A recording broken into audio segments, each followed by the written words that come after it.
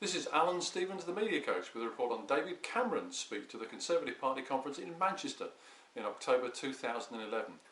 When the speech first started, albeit 25 minutes late, allegedly after a number of rewrites to perhaps get a cat joke in, we'll come back to that in a moment.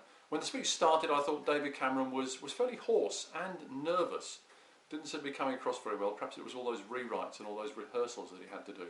And that cat joke, of course, he had to mention Catgate. But like all politicians, he doesn't do jokes. He doesn't do humour at all well.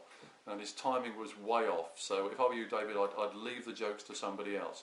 Anyway, once he got into his speech, once he got into his flow, it all seemed to go pretty well, although he did confuse the Conservative government with the coalition government. Couldn't quite make up his mind which they were.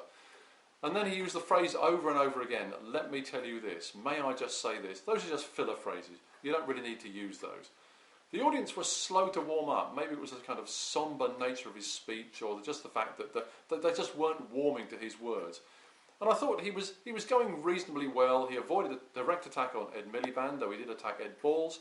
And he also sort of obliquely attacked his Liberal colleagues in the coalition. So I wasn't quite sure what the point of the speech was. And that was the thing that really got me.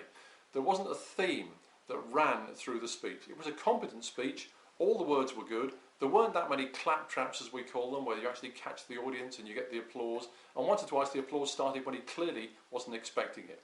He did build to a very good crescendo. Right at the end of the speech, he delivered some strong lines, some strong clap lines, and he finished with a flourish.